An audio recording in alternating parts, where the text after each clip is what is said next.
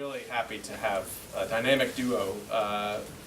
Mary R. Nina Henderson, who's, you were wondering why she asked about Westfall first. She's a graduate of the Westfall College, Media Arts and Designs, where she got her BS degree. She's managing partner of Henderson Advisory, which provides consumer industry evaluations to investment firms. And during her 30-year career with Best Foods and its predecessor company, CPC International, she was one of 14 corporate officers, and her positions, I can't read all of them, but her positions included corporate vice president and president of Best Foods Grocery U.S. Consumer Business, as well as corporate vice president of Best Foods Global Food Service Development, and corporate VP and president of Best Foods Specialty Markets Group. She is currently the director of C&O Financial Group, Bankers Life and Casualty, Washington National and Colonial Penn Insurance Companies. That's the outside of Drexel stuff. Now let me talk about the Drexel stuff. She's served as a Drexel trustee since 1994. Thank you. You're welcome. She's the chair of the Academic Affairs Committee and a member of the Executive Complex Transactions and Finance Committees. I want to hear more about the Complex Transactions Committee at some point. She served as a trustee of Drexel College of Medicine from 2011 to 2014, where she chaired the Academic Affairs Committee and served on the Executive Committee. Thank you. For her service, we're not done. For her service to Drexel in 2010, this is the important part. Okay. She received the A.J. Drexel Paul Award for service to alma mater. The Nina Henderson Endowed Comad Prize in Westfall is named in her honor, and she's a member of the Anthony J. Drexel Society, the Drexel Legacy Society, and the Founders Circle. So you can see why we were so excited to have Nina here with us today. And Brian Blake. Dr. Blake is a computer scientist, software engineer, and also the executive vice president for academic affairs and the provost of Drexel University. He was previously the dean of graduate school and vice provost for academic affairs at the University of Miami, an associate dean for research and professor at the College of Engineering at the University of Notre Dame, and department chair and professor of computer science at Georgetown University. Dr. Blake was named as the most promising scientist in 2003 by Career Communications and recognized as a top 10 emerging scholar in diverse issues in higher education. His research interests include investigating software engineering approaches for the integration of web-based systems. His scholarly activities have been funded by more than $10 million in sponsored research awards. He's the author of more than 160 journal articles. I have no way of knowing how that's possible at all. Books, book chapters, and refereed conference workshop papers. He is an ACM Distinguished Scientist and a senior member of the Institute of Electrical and Electronics Engineers. And I just want to say on a personal note, I want to thank Provost Blake and Trustee Henderson for the time they took in research and pulling this presentation together today. And I can tell you that when we come out with a second edition of the Building Drexel book, you're the first people I'm going to call for contributing a chapter. The amount of research they've done on, they've really sort of, and we'll see. So I'm going to get out of the way and let them tell you, but they've really uncovered, I think, some really important turning points in the history of research innovation. So please join me in welcoming them to the Drexel 125 series. So thanks a lot for coming. A lot of what Scott said is we very grateful for his kind words and for his introduction. When we thought about what we wanted to do to kind of give you a history of research innovation for Drexel, we said, can we look backwards and also look in between and look current day? So the presentation we put together, we wanted to be really conversational. We tried to use as much pictures as possible. But the idea was we're gonna pretty much establish sort of what the historical sort of innovative findings were for Drexel. And then we're going to talk a little bit about the history of how we got new schools and colleges. And then we're going to take a couple of research threads and say, okay, what do we do for research in the past and kind of in the medium time and also currently today? And again, all of them have pictures. We're going to try our best. Some of the paper titles that we picked, they were highly cited. But when you see the title, you understand. We're trying to break that down in some cases, and then we're going to throw in some stuff, some other additional stuff that'll be really interesting. Nina has been a great partner as provost. Most people don't know what that is. That's a person that oversees academics. But in doing that, our trustee board actually gives us sort of oversight and governance. Oversight of governance for the institution ongoing, even beyond this president or this provost or these deans. So having worked with, I want to say this publicly, has been great because we've had the opportunity of having someone that's have such a great grasp of the enterprise and not an academic. So that's been really helpful. So I don't know if you have some opening words. So. Well, I think what we want to really want to do, as Brian has said, we'd also like to bring to life the fact that since this enterprise has been founded to already today, it has stayed incredibly current and reasonable to the society it's in, which was in our discussions and research and working together for a couple of years now. It's really thrilling to see that. Now, many enterprises can do that, but there's a lot who cannot. I mean, if you've ever taken the train from New York up to, from Philadelphia to New York, you see a lot of burnt-out old buildings with the faded, impressions on the buildings of names that are no longer around. But Drexel has stayed very current, and you'll see that, I think, from what we're trying to do here. So we're hoping that you will find that of interest. And so we're just going to be kind of relaxed about a couple things and interject what was going on in the world when certain things were happening here at Drexel. So it's kind of just it was very interesting to us. So, and I think, I will say one thing about academics. The business of Drexel is education and academics. Everything else is subject to making that delivery. And the trustees and myself are very much supportive of making sure that we have a high-quality academic product to go forward across whatever discipline. And we like the fact that there's a multidiscipline situation, so we're here to make sure that happens. And I think that'll become obvious when we talk about all the connectors we've made. Indeed. So when, in this initial slide, the School of Education came up with this theme. I think it perfectly fits Drexel. Thinkers who execute where theory meets reality, because most of you have really, I suspect everyone here is, or most people here are co-ops. How many people have done a co-op term at this point? So that gives, with that being part of the nature and sort of the mission of the institution, many of the students that we have, they really get a chance to do hands-on types of things. Drexel tradition. So we're going to talk a little bit about what, Drexel has been, sort of how we were founded and how that's actually manifested itself in the things that we do today. So. I want to interrupt you. Yes, please. See these guys with their slick little skinny black ties at the bottom here? It was a black and white television that they appeared on in CBS. It was called College Bowl, BOWL, and it was the thing to watch on Sunday nights in 1963. They put two colleges together, and it was for prize money. These guys won 5 times in a row. The money that they won is still financing things that are happening in our School of Engineering now, which is remarkable. And you can tell it's 1963 by the haircuts, the jackets, everything. If you look at, Houston, when they were sending things up into space at that time, they all have the same look on. So anyway, but I think this is particularly interesting. The guy who was the captain, Dick Rosen, actually taught at Drexel. So really, Wow. phenomenal. We were a happening place, and we are today. Excuse me, Brian. Thanks. So the other part of the tradition is that we're kind of a technology-infused education, engineering, applied learning, just what I've said. Some of the pictures here actually points out to it. I'll start over with the one in 1938 to my right. What's interesting about this picture, if you look back, almost at this point, getting close to 100 years, it's already talking about cooperative education. So it's hard to imagine that over this period of time, we kind of had that same type of mission throughout the entire period. In 1919, the College of Engineering started its co-op. And then by 1938, the schools that we had at that point were already in it. So, and this was who was in merchandising? Anyway, this was a table talking about jobs and co-op to go into for merchandising on Brian's right there.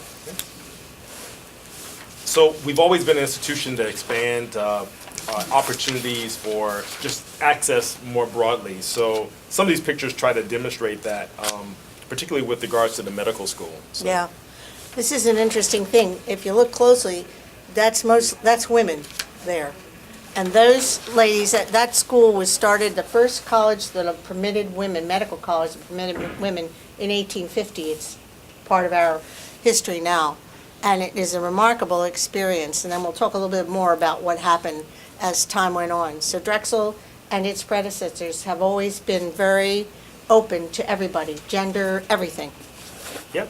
The basis for this lecture is that it's been 125 years. So the school was established in 1891 by Anthony J. Drexel. He was a philanthropist, financier. So that's kind of the foundation of the school. And it's kind of interesting. I look at these pictures of the main building. It's like the first building. So it's interesting to say that's still standing too. And it's just such an interesting building when you consider it being a signature for Drexel as an institution.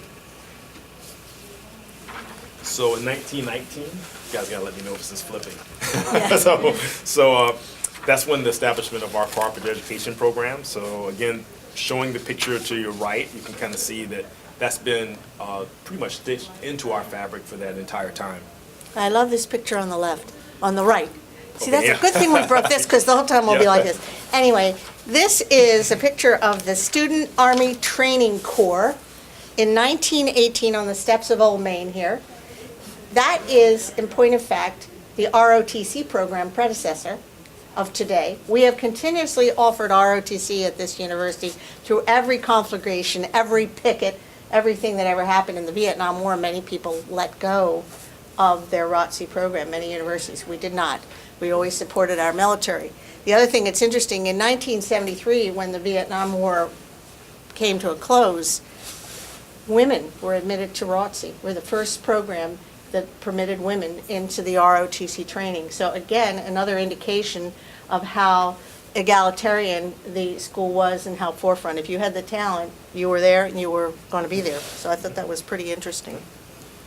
So as you may know, the institution was Drexel Institute of Technology in 1936, but later became Drexel University. And that just represents the adoption of arts and sciences. Later we had a medical school. It's just a more comprehensive institution. So the crest changed a little bit, but mostly just the naming. In 2001, Drexel e-learning was established, and later that became Drexel Online. So the institution has been pretty much a pioneer in online education. I mean, it became MOOCs, massively open online courses have become very popular over the last 5 to 10 years, but Drexel's been doing this for almost 30 years. So it's, and that's kind of not widely known, but we have, at this point, I think over 5,000 students that are in our. 7,000. I Seven. checked it last night. Oh, wow. In 140 different programs. And on top of that, the interesting thing about that is when you get, most of our students tend to be working adults and they're getting certification or professional credits in accounting, law, nursing, et cetera, which is required in those fields. So we've got about 60% in those kinds of activities, and then 30% or so are in undergraduate work. If you get an undergraduate degree from Drexel through DUO, Drexel University Online, it's the exact same students teaching everybody here, faculty teaching everybody here on campus. They get the same degree, which is by Middle States, and Middle States accreditation is the toughest in the country. So this is serious education delivered in a very front-running way of access. Wouldn't you say, Brian? And as you all know, we deliver a lot digitally here on campus as well.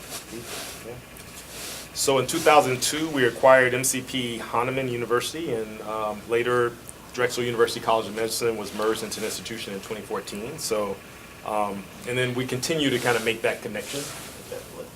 The one thing that I think for me as a provost coming to an institution, that was one of the high points. There are not very many institutions that you're going to find that actually have a fully integrated medical school, a private institution in the middle of the city. So I think we get to really explore and to really engage our open access by actually having this aspect of the institution.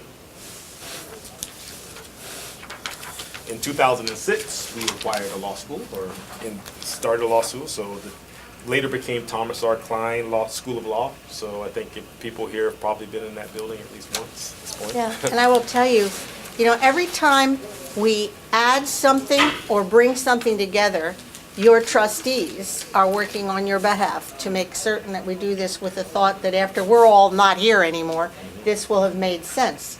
And when the discussion was to bring in the law school, which we developed, it's a grassroots thing, we developed ourselves, the first new law school in the United States in 25 years when that happened. And we discussed at the board level and with our academic partners the whole notion that the reason for this was to make sure it was tied to the essence of what Drexel does in terms of its learning, making sure that we could understand how law works, not just in things, classic things like patent, but how it works in social justice, how it works in terms of engineering and big building, how it works in terms of global activity. So our law school has a lot of programming that tries to tie it with other disciplines within the within our enterprise. So. Yeah. And finally, we affiliated with the Academy of Natural Sciences in 2011. So basically, have anyone here done a cooperative education rotation with A&S? Wow, what'd you do? I worked in the diatom herbarium. Oh, cool. Oh, wow. That's Yeah, very yeah. cool. So that gave a totally different aspect. So we actually have the opportunity now to do work in the Delaware River Basin. The Academy, as you know, is a museum, so we actually have the opportunity for our alums to kind of take advantage of that space. I think it kind of expands our footprint a bit too into a different part of the city. So I think that's been a great. Yeah, and I must say, Brian's going to have to cut me off here, and Lori will remember. I was like practically jumping out of my seat when John Fry came to us at an executive committee meeting and said, you know, they've contacted us, and I'm like, yes, let's do it. Now, here's the thinking behind that enthusiasm. First of all, this place, if you haven't had time before you graduate, get down there. This place holds the genetic material from the Lewis and Clark expedition that Jefferson authorized. That whole cadre of genetic material is sitting in that museum, housed in that place. We have genetic material of things that are no longer available any other place in the world. What that does for our researchers and for our medical school students is phenomenal. What's happening in that whole watershed issue is fantastic. We have 47 scientists at the Academy of Natural Sciences that are studying not just dreadnought, the dinosaurs, etc., but many other aspects of our world. And it's a reservoir of incredible material, and it's being fed into our biomedicine.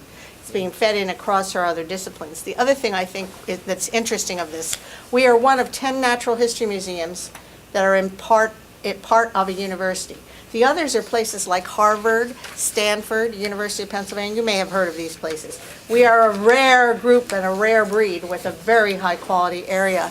And it was founded in the 1800s, late 1800s, when scientists were what they called gentlemen scientists. They weren't really giving out degrees for this kind of stuff. And this was a bunch of wealthy guys who, you know, wanted to go out and dig for things.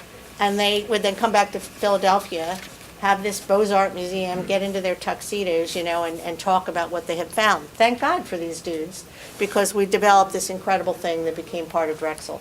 So I get very excited about this, as you know. So anyway. So now I just got a couple of commercial themes that really is Drexel today. So we consider ourselves a comprehensive experience, building minds, resumes, and in the future. As School of Education, I want to give them attribution. They actually came up with the catch theme. I think it really captures the institution. We are progressive, use-inspired education. Again, cooperative education, the ability to actually have real hands-on experiences as part of your classroom.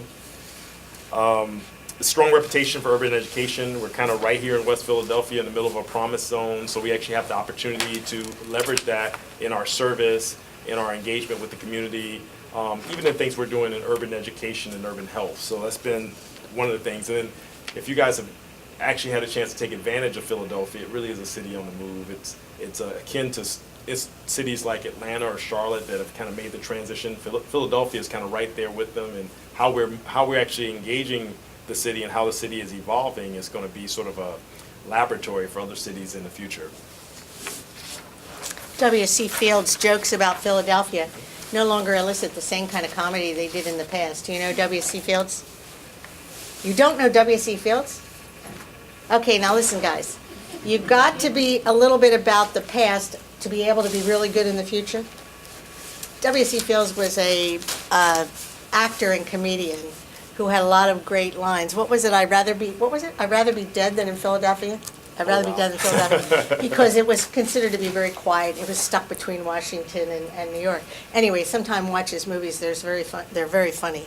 And he had a lot of jokes about Philadelphia. But anyway, So, and you have agile education. We have done a lot in the last decade. New schools, new programs. I think the way that the institution has engaged, here are some of the majors here. It's just, we brought together a lot of different disciplines very quickly. And I think that means we have the ability to kind of really make these sort of changes. So it's, I think, very can-do environment. I can only imagine what you're accomplishing in your classes because its environment allows for that. So to get to research, this is a picture that kind of talks about some of the major areas of research that we're engaged in. And we decided we wouldn't have time to do them all, so we picked 4 of them and we tried to do a couple of themes through them, and hopefully that'll spur some conversation, once we're concluded.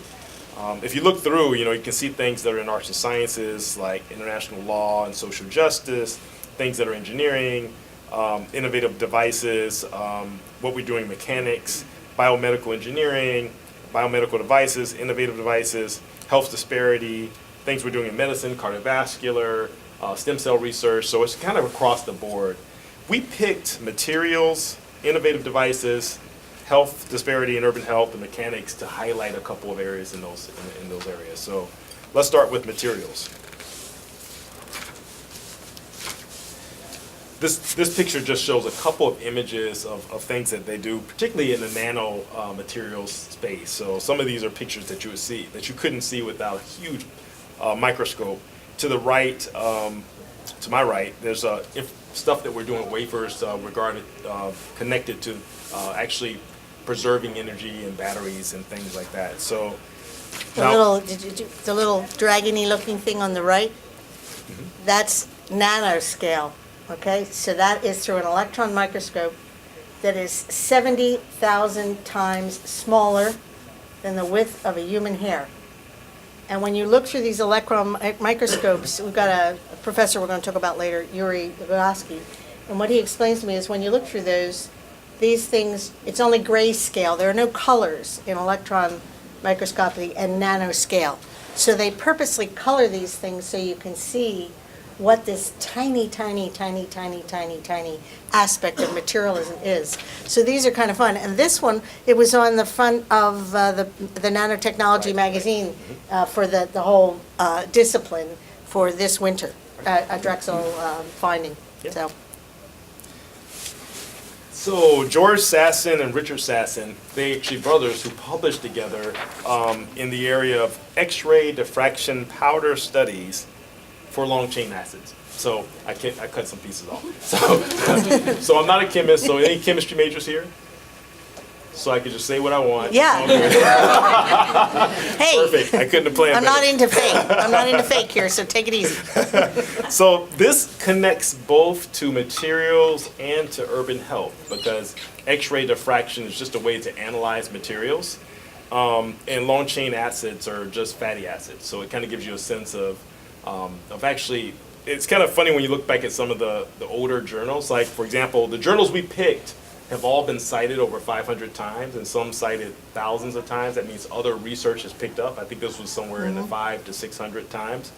But basically, this is a pioneering research that allows you to kind of understand the nature of fatty acids, which could lead to kind of the types of nutrients you need for eating. It could, in this particular paper, they talked a little bit about X-ray diffraction, how it can be used for this, has been used for more hard elements in the past. So in the 1960s, it's funny you go back to this, and Scott helped us a great deal with the archival, but you'll start seeing that research is picking up somewhere around the 60s. So a lot of the really hardcore research begins to kind of pick up after that point. Interesting thing about this guy, Richard Sasson. The Battle of the Bulge was one of the worst possible battles of World War II in the European theater. I actually am also, Scott didn't mention, but I'm also on a number of other public company boards, one of which had its headquarters in Luxembourg. So I actually went up to the Ardennes to look at this area, how these people ever fought through this. So this guy surviving the Battle of the Bulge, it's amazing he ever came home. Huge casualties, and they spent the coldest winter ever in Europe. stuck in the snow and everything, and he comes back, he studies chemistry. So these were superpower people in and of themselves, interesting guys. And he stayed here a long time. Yes, he did. Richard, yeah. So, kind of present day materials research. Anthony Addison is actually in our chemistry department. This paper actually talks a little bit about what they're doing with copper. At this point, this is about the time when copper was pretty popular in homes. When I was growing up, they used to steal copper out of HVACs in homes to sell it because it became very, very expensive. So understanding the criteria of copper at the time was really important. And then Yuri Gagatsky. Yep. Yuri, if you can take an elective with Yuri Gagatsky, if I could bottle this guy and market him, I would make more money than I've made in anything else than I've ever done in my life. The guy is so enthusiastic. And he is an expert on supercapacitors, which is a type of battery that is remarkable and is very small, but it is super. And he does such very interesting activity, and it will be used and will be used in so many fields going forward. I don't think I ever said this to you, but my nephew is getting his doctorate at the University of Seattle. So I'm on the phone with him. This is like I forgot to tell you, Yep. not that it's that relevant, but I just thought it was kind of fun. So he's doing this study, and I said to him, I said something about something, and then Yuri's name came up, and he said to me, "Oh, he is like, gosh, can you get me to, can I meet him?" I mean, it was like, the star of the place. So, but very interesting what he participates in and what he makes happen, so. Yeah, cool. So this past year, we actually incentivized several researchers to do research, and we call it Drexel Areas of Research Excellence, DARE. So we really wanted them to kind of take a risk at the type of research they were doing. So one of the areas, this one focuses in on Yuri's work and others in materials, but it's basically biologically inspired and resource conserving advanced materials. Anyone know what's the hardest thing about using solar energy? No? So storing it. Bravo, Yes. Yeah. that's exactly what it is. Difficult to store, expensive to store, and then the materials that you use to store it is sometimes difficult to dispose of. So, in fact, there was for wind energy, as opposed to putting it into some storage cells, they would pump water up into a high location and then let it drip down and then run a sort of a turbine from that to produce energy, because they could store it more effectively than trying to store it in a battery or something like that. So the work they're doing is trying to use biologically inspired things to kind of make the storage a lot more effective and less wasteful. Yeah, but all of these alternative energy sources, if we don't figure out a way to store them or to keep them continuously in the system, cannot come to a large enough volume to be able to take care of our energy needs. So any kind of study we can do on distribution, as it's called, of the particular energy format, whether it comes from wind or biomass or from wind, solar, biomass, et cetera, et cetera, et cetera. It's all about storage and how you distribute it and the byproducts of it, because it's all not as clean as we would all think. Of course, that makes intellectual sense. You have to break things to make things. Yeah. So the next is we're going to switch areas, innovative devices and mechanics. So these two gentlemen. Oh, Yeah. I love these guys. These are the code guys, the barcode guys. Now, these two guys in 1952, Eisenhower's in the White House. It's a very interesting time of our world. Anyway, Norman Joseph Woodland and Bernard Silver are the developers of the barcode, the UPC barcode that is on everything in our world and in our life and continues to be. When you check out at the food market, it started out as checking out so they could control inventory and product information when you scanned it at the checkout. Now, as you may know, it's on everything. If you go into a hospital, that's how they identify you. You get put in, you get a barcode on your wrist. If you are storing things or warehousing things, of course, it's all on barcode. If you are transmitting information across the world, it's all barcoded. So these guys are Drexel guys who developed that, and it has had tremendous, as you know, impact on our lives and will continue to do so. Another innovative device that's kind of present day is the use of ultrasound to help with wound healing. So that's kind of one of the projects we just got funded a $3 million National Institute of Health award for that work. Now going backwards in history, in the 1930s, James Edmund Schrader, who also was in our physics department, he actually developed kind of an early type of accelerometer in a tridimensional vibrograph. Does anyone know how a accelerometer is used? Munitions? In, was it? Munitions? Munitions, Yep. yes, is one area. So how would you use an accelerometer today on your cellular phones? There are a lot of games that are based off of it. That's Mhm, true too. absolutely. Yeah, yeah. But what is the question you're asking? Like how it's used or what's used for? What is used for? Okay, yeah. So there's games. There are a lot of phones. Like my phone, if I get a notification while the phone's sitting somewhere, when Yep. I pick it up, it'll play Yep. the noise again. Exactly. Yep. Yeah. So it's like Repetitive activity, indeed. yeah. The yeah. combination of accelerometer and a gyroscope, they both kind of give you location and speed. So if you use the health meter on your phone as well, it's telling you how far you walked and how fast. So it's using those to kind of do it. The vibrograph or vibrometers are actually at the time they were mostly used for cars. So I think in munitions, they're pretty much just a measure of vibration, so you can tell when the engine gets to a certain point. So he did, as a pioneer in that type of work. So, Brian and I talked about this. Someone put the women's club thing on here.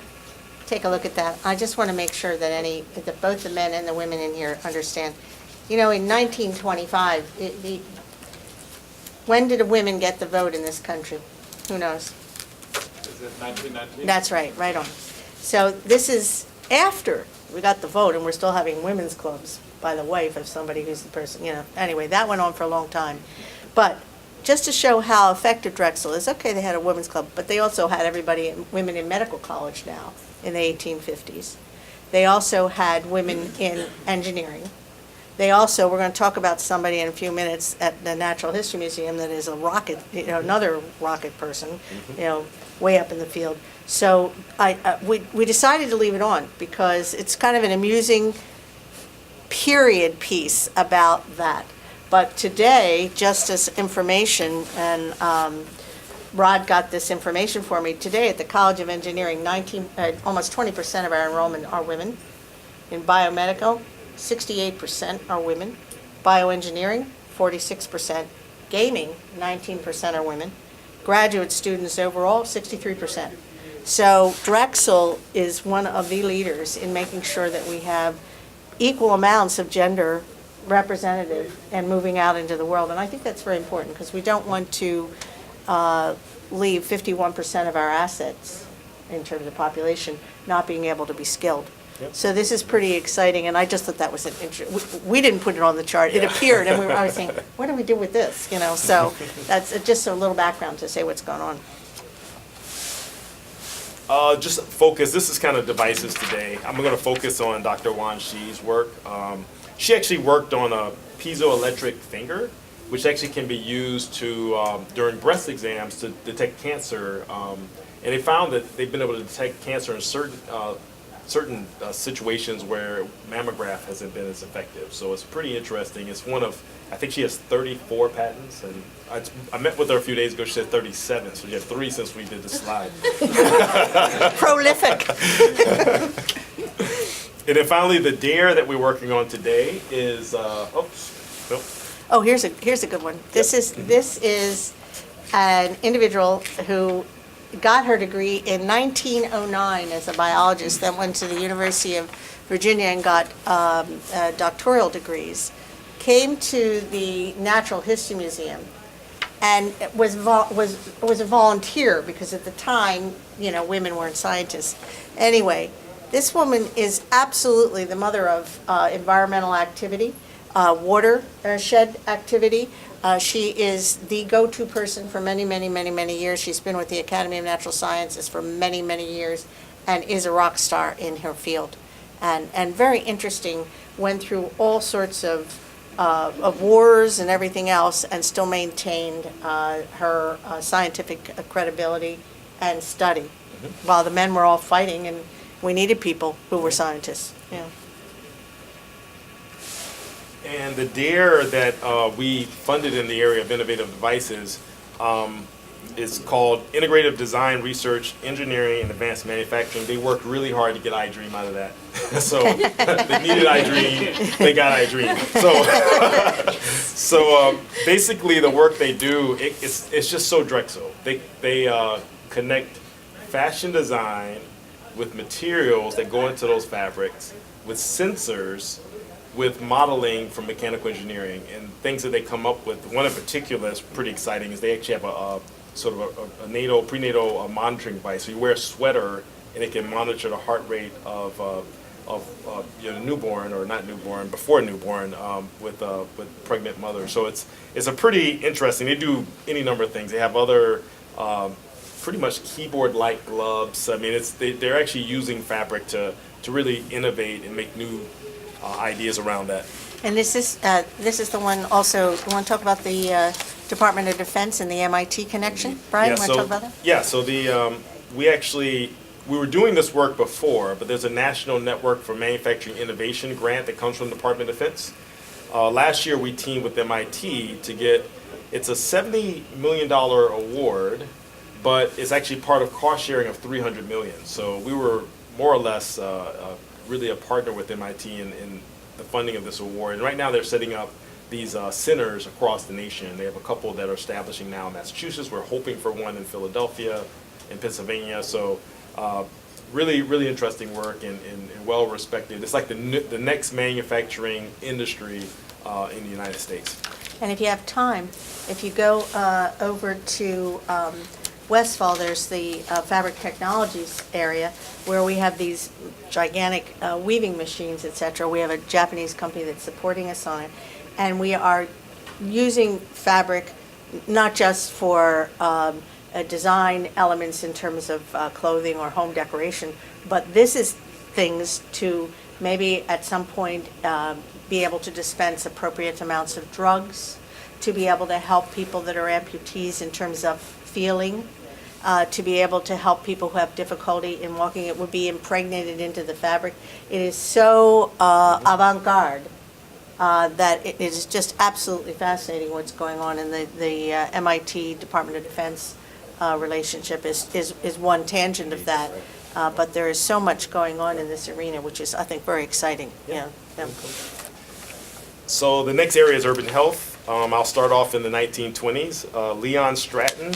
This paper was, again, probably just over 500 or 600 citations from other work, which is really a whole lot in the 20s because they didn't capture that as much as we do today. I read this. I read the first couple pages of this paper. So apparently, for stammering, like stuttering, metabolism can be a good sign for it. Apparently, creatine is actually sort of I guess a substance that can be used to kind of determine metabolism, and that this paper talks about how that using creatine can actually detect it and actually used as a way to kind of treat stammering in children. So again, very much urban health related. Yeah. And the laboratory manual for home economics, keep in mind home economics, that it's not your home economics from, it's not even around anymore. But in the, I don't know, to the early 70s, in the 60s and 50s and everything, there was home economics in high school. Boys and girls would go to that, and it was like cooking and cleaning and stuff like that. But when it was in colleges, and Drexel had this for a long time, this was about food science, nutrition. It was about the science of home and the economics of home environment. So it was a pretty interesting time. So that manual that he produced was a textbook that went throughout the United States on the subjects like that. So, yeah. Well, interesting fact about home ec is that I did take home ec in high school. I remember making sugar cookies from scratch. I remember us having a food fight for it, and I actually have a scar on my face from that. That's just how hard those cookies were. Well, it was interesting because, there were, the interesting things about that, those lessons were supposed to teach us about the chemistry of food, and that's what that was about. But, but it was fun courses. Indeed, But yeah. They stopped them. I don't remember when. I remember in high school, they had home economics, but that's been going for a while now. Right, Yeah. right. So anyway. I don't think anyone here has had home economics. Yeah, have you had home ec? Oh, yeah, okay, well. You did? Cool, excellent. In high school? Actually, before high school. Really? Yeah. Oh, that's fun. What kind of cookies did you make? Snickerdoodles. Oh, even wow. better, man, they had higher quality I know, ingredients than you and I. We got in the wrong generation, for sure. So J.H. Garnett was he's actually was a school physician, and this is just a paper talking about the smoking habits of actually Drexel students. So it kind of ties to the work that we're doing now. We're looking at alcoholism and cigarette use, all in the areas. There's a couple of researchers in public health that are really leaders in those areas. But this is in 1974, before they started suing tobacco companies. I know. He was looking at this. Pretty interesting, you know? Indeed. And if you go back to the Battle of the Bulge and everything, if you watch any, who's the film person? Who's studying film? Okay, you didn't know W.C. Fields. You better go look at W.C. Fields' film. Now, I mean, because he's classic. It's not the style that you would want today, but anyhow. But if you go back and look at those films of, let's say, World War II and everything, every time the person is dying on the battlefield, somebody gives them a smoke. And in World War II, here, this ties back to what we're dealing with here. They were all given free cigarettes and everything constantly, you know, what could they do while they were sitting in these horrible venues? And so a lot of those young men, when they came out, were horribly addicted. So by the time you got through to the 50s and 60s, you had huge amounts of cancer and so on. So this is pretty impressive that this guy was tracking it. Anyway. So urban health of today, Dr. Anna Diaz-Rouge, she's actually an MD and a PhD, but she's our current dean of the Dornsife School of Public Health here at Drexel. They do work, it's kind of interesting stuff, and I wish I had more time to spend with it, but they actually try to change behaviors in the community such that the outcomes, the health outcomes are optimized. So as opposed to actually treating disease and things that occur like diabetes, they actually do things to kind of incentivize people in some ways to do the right thing on their own. So they just recently got a award, I think $12 million from Wellcome Trust, to kind of really start doing that within cities in Latin America, which is, we actually made a trip to Chile, and that's one of the partners, Católica, the institution there. So a lot of great things are going on. Our public health school is actually ranked in the top 25, so it's kind of one of the areas of strength for Drexel's institution. And public health itself is such a seminal area of study and so absolutely pivotal to our very crowded global world. And it ties into absolutely everything. As most of you probably know, there are large swaths of our globe that don't have access to clean water and don't have access to water, period. It's dried up. There's more desert covering, etc. And so when you don't have access to water, you can't farm. You can't keep livestock. You can't keep human being livestock alive. And so, you know, when you look at these places, South America, Africa, India, and you are in these locales, you see public health is crucial to our European and U.S. developed economies, but it's equally important to all of these other locations. And so these studies go through all sorts of implications, changing habits, of course, but then you have to give people the understanding of what they have to do, basic sanitary activities and so on and so forth. And so I think this whole area of public health, as Brian says, are in the top 25. You're going to see more and more people in these fields or tangential fields to them. And we really, if we don't get going on this, I spent 9 years on the Royal Dutch Shell Board, and I was in Nigeria a number of times. I ran our Latin American divisions for Best Foods and was in most of the countries in Latin America. When you're in the food industry, you're not exactly going to the Mandarin Oriental. You're out on the street, you're in the wet markets, etc. So you're way down in. And when you go into like an outdoor supermarket, quote supermarket, and in Brazil, and you see pig's ears, sow's ears piled high on a table with 4 centimos, and that is the protein for a family for a week, one of those years. Gets put in a pot, etc.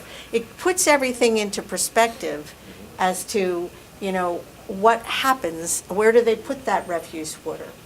You know, if you have a chance to travel to these places, and I don't mean on tours, I mean when you go to work, if you get to go for work, or you get invited by a family that lives in these places, it's very much valuable to see these things, because it just instantaneously, Right. first of all, tells you how lucky you are, but second of all, gives you a real understanding of how to connect the dots on a number of things. Yeah. So. Cool. So we have a couple more slides, but I think we're at time. I want to go off script a little bit on this topic area, climate change. How many people here think there's climate change? Put you on the spot. People do think that's the case. So, interesting thing, and this is totally off script. Got a request this morning to sign a petition to advocate for taxes on carbon. So basically, a number of institutions are actually signing off to say that they want to endorse that that the state and the cities actually put a tax on the use of carbon for organizations, which ultimately will be pushed down to us as well. So the idea is pretty interesting. The idea is that if you tax it, then organizations are less likely to rely on fossil fuels, and at the same time, that will reduce impact on sort of the medical expenses around climate change, any of the costs for maintenance after weather effects happen, in addition to all the other things that climate change have been attributed to. Interesting thing of making that signature is that it kind of challenges maybe some ideas that are coming out of administration right now. So I just want to kind of say that, and that's kind of Bob Brule looks at those issues from both an environmental science perspective, in addition to actually looking at it from a perspective of kind of what it means to society and to people. So it's pretty. I think that's what Drexel's about too. Is kind of combining sort of arts and humanities with science and for us to have that real idea of deep thinking. So Yeah. One thing about signing that petition, besides the obvious other elements, carbon taxes have been around quite a long way. Europe has a lot of carbon taxes. And for those of you, let me see a show of hands for climate change, whether you believe it or not. This is not a mass question. How many of you think there is climate change? Yeah, I'm with you. Anyway, I sat on the Royal Dutch Shell Board, as I mentioned earlier. The company is like the number 4, number 5 largest company in the world, depending on the chart, depending on the, the year in their market capitalization. This is an energy company. They do oil, gas, chemicals. They do a lot of alternative energy, wind and solar. They're huge in that. And they believe in climate change. And they've believed in climate change since 1999. They're doing all sorts of things, hopefully, in carbon capture and everything. But on that carbon tax credit, here's the interesting thing. You can be taxed for the credit if it works out. Then you can buy the credits. So let's say you're a high-producing carbon business or school or transportation system. You buy credits from a lower footprint carbon to offset your high carbon footprint. So there's a leveling of the field. In theory, the reduction should happen, in theory, even with the credit component of it, even with it, because all boats will go to the same level. In theory, it'll take a lot of time. The biggest issue is these alternatives and so on, and this is what Brule and everybody are trying to study. Right now, to replace fossil fuel in all the areas that we need is almost impossible, because that's why we need the supercapacitor. That's why we need better ways to store everything, because you can't replace the fossil fuel. You can't fly an airplane that will hold 358 people with other than fossil fuel right now, even all these big studies. Have you seen that one with the solar plane? Have you seen the solar plane that they've tested? The wingspan would cover the entire city of Philadelphia. It's so big, and it's not going to carry 358 passengers, or the 578 on the Dreamliner. So it's a very interesting notion, and I think the carbon tax has been hard in this country. Right. It's been very hard to bring that across. It's been operating in Europe for some time. Wow. But there is the conversion of the credit that you would have. yeah, so Interesting. And I should have had this point earlier today, but we're at time now. If there's questions, we have a couple of minutes to take a couple of questions, and hopefully so.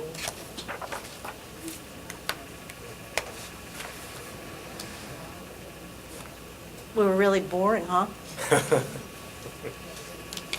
So what are you, sophomores, freshmen, seniors? Seniors? Seniors. So this is your last year? Yeah? Wow. Yeah. Are you starting to look for a job now? Good. Start now. Don't wait. A lot of competition out there. No. And are you all from Philadelphia? I'm giving you time to think if you have any questions. Yeah. Or if you want to make a statement here. Well, this young lady, I think we took a picture together, didn't we, for Society of Women Engineers? Yeah, Yes. that's Sophie and me. Yes. Excellent, excellent.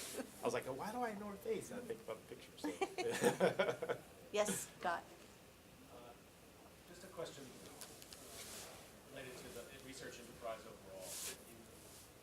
You come from different areas, industry and research. And I wonder, what should we be thinking in terms of how long it takes for the payoff?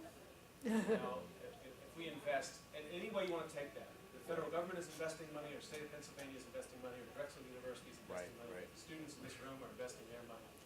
How long should we expect to go from the money investment to the lab creation and those articles you cited to where we actually see impact in society? How do you think about that in terms of time? Right. As a historian, I think about Do you want those to kinds of start or I'll questions, start, but or whatever you want? You know, it's, students are tasked often with doing a research project. Yeah. Has to pay off within 10 weeks, Yeah. or maybe 2 terms, and then they've got to move on to the next thing. But you have a much broader sort of vision of this. Can you tell us a little bit? I'll just give one aspect, and I'll stay on the short side. Some things do pay off quite quickly. I mean, research can be far-reaching, but there are some shorter term things. So I'll pick one in mind. I'm a computer scientist. PageRank, that was blinking on his name. He's at Cornell. He came up with the theory of PageRank, which is the core for Google. Now, we know Google's made a ton of money.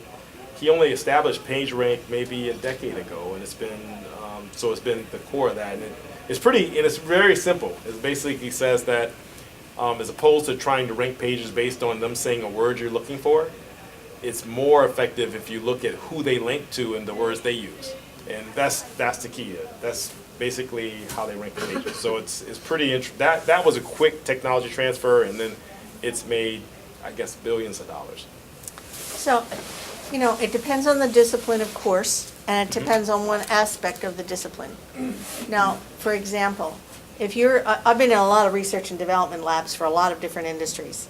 If you're in energy and you're in oil and gas and you're trying to explore for that and figure out a way to do it in a more efficient manner. If you see the old films of the derricks in Texas, in Oklahoma and everything in the 1920s, you see hundreds of these derricks all over the place.